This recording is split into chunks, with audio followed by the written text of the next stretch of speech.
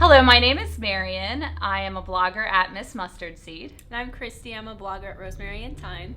And we work together many days. We're here in the studio working together. And we talk a lot about decorating and design. So we thought, it'd be fun to let's turn a camera on and talk about Share it all. Right. Because we have sort of some similar style, and then we differ as well. Yeah. So it's kind of fun how we play off of one another. Mm-hmm. We did not plan matching plaid, but it happened. So we're going to talk about Christmas because we're all decorating for Christmas, and we were super excited about Christmas this year. Too excited, but when did we turn the Christmas music on? Too early. It was early. But we were excited and ready and getting the glitter out and stuff. So we thought we'd talk about what really has inspired us this year. I know for me, my Christmas decorating has really evolved over the years. So what are you looking to for inspiration this year? I think just doing things that are simple and sweet. So my husband and I, we like, being inspired by nature and outdoors. So a lot of our Christmas decorations are more wintry than actual, like red and green and all that kind of stuff. So we do a lot of woodland kind of themes and, from ornaments to just little things that we put around. But we really love, bringing in evergreens and all that kind of stuff. I think more people are doing that. And I found myself doing that. I threw away all my artificial tree a few years ago. Just and using the fresh greenery, I think, is just so you can smell it when you walk in the house, and it's just so much more festive. I think I struggled though a little bit with the investment every year in the fresh greenery versus pulling it out of the bins. So I think that's maybe the downside. But I love how it looks. Yeah, so definitely. I think that's definitely a trend, is using the natural elements. We're seeing that a lot. Well, the little, the wood slices. And even, repurposing Christmas trees. I saw people, take a wood slice off of the bottom of each tree each year and put the date on it, and then use it. Oh, that's such a Isn't that a neat idea? Yeah, and then use it as ornaments the following year. So I was like, I think that's a neat way to sort of, keep the tradition going. What else? When my husband and I moved this past year, and so when we moved, we were very careful in what we brought into our home. So we wanted it to be, full of things that we really loved, and not just things that we've kind of accumulated from wedding gifts. You just got married, so here's all of our have a stuff. Mug tree. Exactly. Everybody gets a mug tree.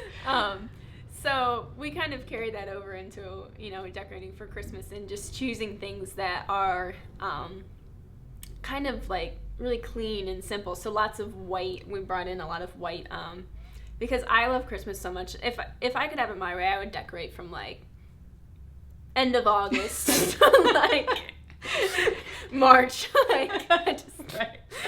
So the tree is a crisp the time you get to Christmas. Really unrealistic. So doing more kind of those wintry themes you're working with colors like white, it keeps it kind of a clean palette. So, if I bring in,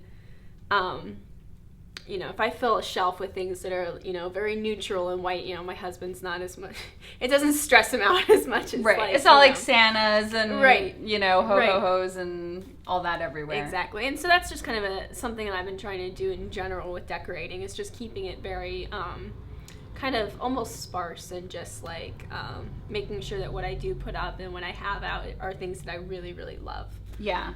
So do you do the red and green at all, or what would you say is your color palette for? Is it just whites and sort of the natural greens? Yeah, whites and greens, some grays. I really don't have a whole lot of. I mean, if any red comes in, it'd be on the tree. We have these lights that they can change from white to color. Oh. So sometimes if you're in the mood. If we're in the mood, it'll be color. Yeah. Well, I went totally to white lights a while ago. I really like those. And I went to blue and white, and I remember I don't know, maybe it was 6 or 7 years ago, feeling so liberated when you're seeing all these people have pink Christmas trees and purples and all different untraditional colors, where I felt I can break out of the red and green, it's okay. And it is hard to find blue Christmas decorations, but I am finding it a little bit more these days. But I do all blue and white, so it really blends with my house, and then you have the greenery as well. And I love that advent calendar that you had with the little stockings. Yeah. So So we use little grain sack stockings, and I have 24 of them, and putting a little toy in each one. So my son's so like, he's shaking. I'm like, those are Tic Tacs. I think they're Legos. It's like, come on. Not allowed to touch them until the day. I know. It's have to be a little sneakier. Maybe just put one in each the day before. And I'm also finding myself really inspired by European Christmas traditions. I grew up in Germany. My dad was in the military, so like an Advent wreath, and doing making like cinnamon cookie ornaments. I think things that are sort of handmade and traditional. And oh my gosh, I could look at like Swedish decorating all day sites. long. Yeah, all day long. All day. Just a simple greenery, the little white candles clipped on. So I'm really inspired by that and trying to figure out how to sort of blend that into my style this year. So that's kind of the avenue I've been going. Yeah. So with the blue and white, I mean, like, have you ever thought about doing like a blue tree or something like that, or is that kind of? I don't like the tree itself being blue. Yeah, because you said like people have like the pinks and the purples. I think it'd be hard to find a color like the right blue. Right blue. I think I'd do like a blue spruce. That's about it. Because I do like it to look natural. Right. I mean, even though the white trees are so beautiful, I see people deck them out and they look great. Yeah. I think for me it would be a little too untraditional. Yeah. I like the real normal Christmas tree. Yeah. Maybe a flocked tree I could handle that, but I don't know if I do. I don't think I could. Yeah, no, I'm with you on that. I like kind of just bringing in like natural textures. So like the evergreens and also using things like linen and pine cones and all that kind of stuff. I don't know, there's something about like using like natural, organic, textural stuff. And then you can like a lot of the greenery I just clipped from my yard or my in-laws' yard. I clipped a bunch of stuff and collected some pine cones, and so I think that. And then you can still use them year after year. Right. I saw somebody bleach some pine cones, which looked really cool. Wow. Yeah, where you like actually soak them in bleach for a couple days, and it gives them this really, sort of faded look. It's really cool. Yeah. Vintage pine cones. Exactly, right. And then dusted with glitter, make them your own. There you go. Give a pine cone a makeover. Anyway, I think there's a lot of neat things you can do with it. I like putting out just like a bowl of mixed nuts as well. Like my grandmother used to do that, just have them on a table with a nutcracker. And I think there's such an invitation. Like it feels hospitable. Like here, come have a little snack. It's interactive. So many times like little kids go to the bowl and they'll can I open one? Yeah, well as a kid we always had a nut bowl at Christmas, and my mom called me this year for Thanksgiving. She's like, "What do you want around the house?" I'm like, "I want nuts." Yeah. And kind of like with the woodland thing, people buy us like all kinds of, like everything's raccoons and like squirrels and whatever. And so she asked me to bring in like a nutcracker down, and so I bring this thing. It's like this big. It's actually a squirrel. That oh man! Like the tail. Yeah, the tail. Oh no. So I come in the house and she's like, "I think that's for decoration." It's like no, it really does. Yeah. So. Mine, it's a vintage one from England that I got off of Etsy. So it has sort of a little gear. Very cool. It's pretty cool. Yeah. But the squirrel, that's fun. That's just fun. Yeah. So, well, I mean, we can, as you can see, we can talk. We do this like all day long. So this is kind of on the spot, but what would be like one tip? Do you have like one little nugget that you could share about decorating for Christmas? Maybe an approach or...